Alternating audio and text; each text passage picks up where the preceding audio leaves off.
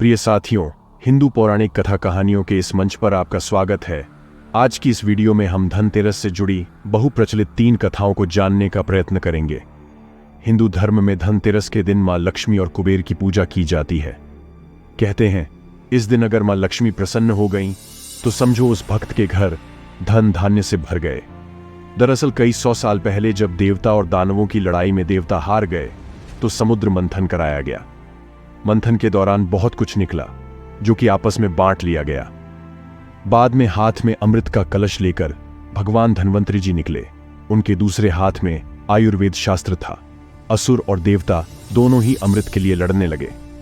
बाद में विष्णु भगवान ने माया रचकर देवताओं को ही अमृत पिलाया। धनतेरस को लेकर कई पौराणिक कथाएं हैं। उनमें से 3 प्रचलित कथाएं हम आपके समक्ष लेकर आए हैं। पौराणिक मान्यताओं के अनुसार पहली कथा इस प्रकार है कि एक बार हेम नाम का राजा था। उनका एक पुत्र था। जब बालक की कुंडली बनी, तो ज्योतिषियों ने कहा कि बालक का विवाह जिस दिन होगा, उसके ठीक 4 दिन के बाद उसकी मौत हो जाएगी। राजा इस बात को जानकर बहुत दुखी हुआ और राजकुमार को ऐसी जगह पर भेज दिया जहां कोई लड़की उसे ना दिखे। लेकिन एक बार एक राजकुमारी उधर से गुजरी और दोनों एक दूसरे को देखकर मोहित हो गए और उन्होंने गंधर्व विवाह कर लिया। विवाह के बाद ठीक वैसा ही हुआ और 4 दिन बाद यमदूत उस राजकुमार के प्राण लेने आ पहुंचे। जब यमदूत उसको ले जा रहे थे, तो उसकी पत्नी ने काफी विलाप किया, लेकिन यमदूतों को अपना काम तो करना ही था। नवविवाहिता के विलाप को सुनकर यमदूतों ने यमराज से विनती की कि हे यमराज, क्या कोई ऐसा उपाय नहीं है जिससे मनुष्य अकाल मृत्यु से मुक्त हो जाए? यमदेवता बोले, हे दूत, अकाल मृत्यु तो कर्म की गति है। इससे मुक्ति का एक आसान तरीका मैं तुम्हें बताता हूं, सो सुनो। कार्तिक कृष्ण पक्ष की त्रयोदशी रात जो प्राणी मेरे नाम से पूजन करके दीपमाला दक्षिण दिशा की ओर भेंट करता है, उसे अकाल मृत्यु का भय नहीं रहता है। यही कारण है कि लोग इस दिन घर से बाहर दक्षिण दिशा की ओर दीप जला कर रखते हैं। अब आइए धनतेरस से जुड़ी दूसरी पौराणिक कथा को सुनते हैं। एक बार लक्ष्मी मां भगवान विष्णु के साथ विचरण कर रही थीं। एक जगह पर भगवान ने लक्ष्मी मां को कहा कि आप यहीं रुकें और जब तक मैं वापस ना आऊं, आप यहीं रहना।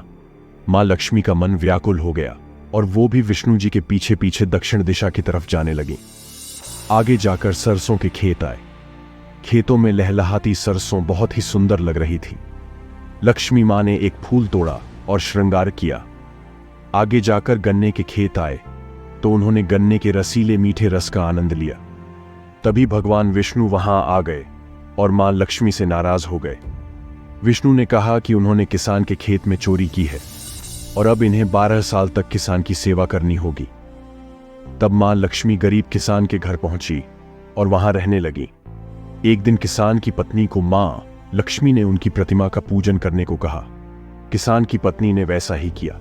ऐसा करते ही उनके घर में धन धान्य भरने लगे और जीवन बहुत सुखी हो गया। 12 साल बीत गए। भगवान विष्णु मां लक्ष्मी को वापस लेने आए, तो किसान ने उनको ले जाने से मना कर दिया। तब भगवान ने कहा कि लक्ष्मी जी कहीं पर भी ज्यादा नहीं रुकती, ये तो श्राप के कारण वो 12 साल यहां थीं। लेकिन किसान कहने लगा कि मैं नहीं चाहता कि मां लक्ष्मी वापस जाएं। ये सुनकर मां लक्ष्मी ने कहा कि अगर आप मुझे रोकना चाहते हो, तो तेरस के दिन घर को स्वच्छ बनाकर रात में घी का दीपक जलाकर रखान और शाम को पूजा करके एक तांबे के कलश में सिक्के भरकर रखना, तो मैं पूरे वर्ष उस कलश में निवास करूंगी। इसी वजह से हर वर्ष तेरस के दिन लक्ष्मी जी की पूजा होने लगी। अंत में धनतेरस से जुड़ी तीसरी पौराणिक कथा को सुनते हैं। प्रिय साथियों, भारतीय संस्कृति में स्वास्थ्य का स्थान धन से ऊपर माना जाता रहा है। यह कहावत आज भी प्रचलित है कि पहला सुख निरोगी काया, दूजा सुख घर में माया। इसलिए दीपावली में सबसे पहले धनतेरस को महत्व दिया जाता है, जो भारतीय संस्कृति के हिसाब से बिल्कुल अनुकूल है। धार्मिक शास्त्रों के अनुसार समुद्र मंथन के समय इस तिथि को भगवान धन्वंतरी अमृत कलश लेकर प्रकट हुए थे, जिस वजह से इसे धनतेरस या धनत्रयोदशी तिथि के नाम से जाना जाता है। धनतेरस के दिन मां लक्ष्मी, कुबेर देव, यमराज और भगवान धन्वंतरी की पूजा की जाती है। धनतेरस के दिन से दिवाली का पर्व शुरू हो जाता है। आज के सोना चांदी या नए बर्तन खरीदना काफी ज्यादा शुभ माना जाता है।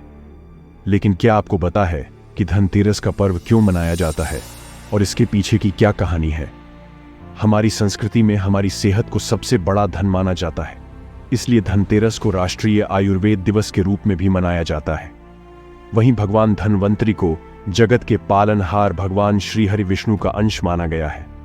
मान्यता के मुताबिक भगवान विष्णु के अंश धन्वंतरि देव ने इस संसार में चिकित्सा विज्ञान का प्रचार और प्रसार किया। इसके अलावा धनतेरस के दिन घर के द्वार पर 13 दीपक जलाए जाने की प्रथा है। बता दें कि धनतेरस का अर्थ होता है धन का 13 गुना। वहीं वैद्य समाज भगवान धन्वंतरि के प्रकट होने की वजह से इस दिन को धन्वंतरि जयंती के रूप में मनाता है। आशा करता हूं कि आपको धनतेरस से जुड़ी यह तीनों कथाएं अति प्रिय लगी होंगी। ऐसे ही अन्य ज्ञानवर्धक कथा कहानियों के लिए हमारे चैनल अपूर्व विचार को जरूर से सब्सक्राइब कर लें। मां लक्ष्मी की कृपा सदा सभी पर बनी रहे।